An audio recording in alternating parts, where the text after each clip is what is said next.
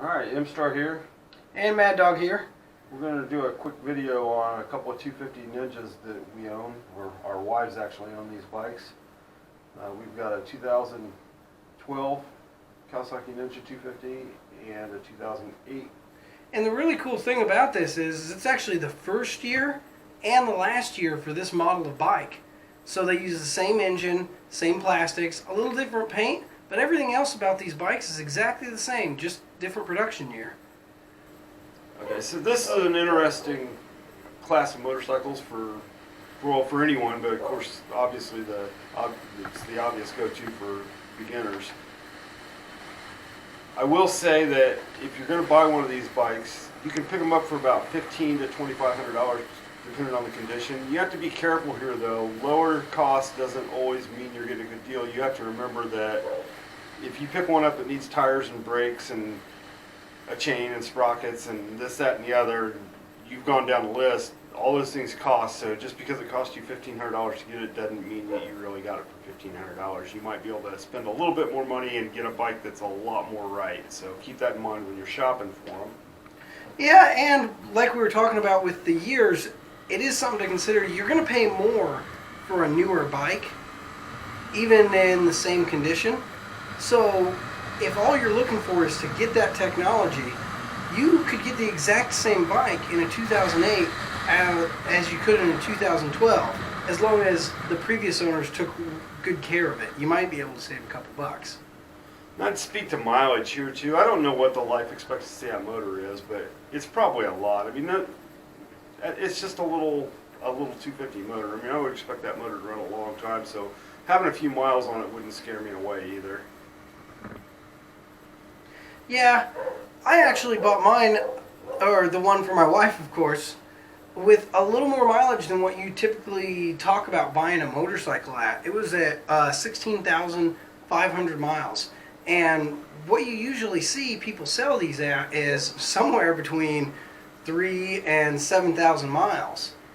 Now, that kind of comes back into play into the maintenance thing. So right around 7,000 miles is when you're really going to start to need tires, chains, sprockets, all those maintenance things. And so that's why in some cases people just go ahead and get rid of them, because either they're upgrading to another bike or they're deciding they don't really want to ride anymore. All right, we'll talk about the comfort and riding position of this bike. So it's a lot more upright. It looks really sporty, like a sport bike, like a 600 class sport bike would. It has that appearance, but you do sit a lot more upright, more like what you would sit on what I call a standard bike. Your feet are raked back farther than they would be in a standard riding position. Your feet are in more of a sport bike stance. But the riding position, you don't end up with a lot of weight on your hands or shoulders, which, for me is a little bit of a deal. I agree. I actually directly am comparing this to my 600cc sport bike. It's a Kawasaki also, and it has a really forward riding position. You actually get a higher seat height, your legs are a little farther back, and the big thing is the bars are a lot farther forward and down. Now, obviously that feels and looks really cool while you're running around, but when you put in long days, even just a couple hours, you really start to feel it. It's hard on your shoulders, on your wrists. But on the 250, it is a much more comfortable position. I mean, I could ride it for hours and hours and just not have that same pressure that you get out of the super sports class of bike. Yeah, I second that. I actually took this bike to Deals Gap last year, and we did Blue Ridge Parkway, and we had all day rides, 8, 9, 10 hours, 10-hour days, and I was on that little 250 and never complained about the way the comfort of it. I was no more fatigued than you'd expect for being on a motorcycle. And as long as we're talking about having the bike at Deals Gap last year, my 300F was down, so I'd taken this bike, and I got to ride a lot of miles on it on a lot of twisty roads, and really no complaints about the handling. The tires could stand to be upgraded, but they weren't horrible. They're just not great. They're round and black. What do you want for an entry-level bike? Yeah, I got to see a lot of that bike running around on some of those twisties, and As far as the way it looked coming into the corners, and in the time that I've had riding it, even just around here, it just feels like it gets right into the corner exactly how you want it to. The suspension on it, it feels out of its class for being such an inexpensive sport bike.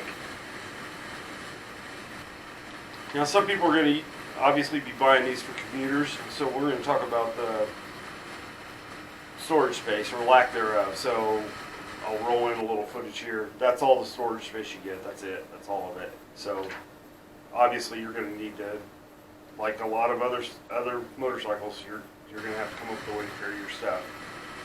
It's not a full bagger. A backpack's not a bad solution.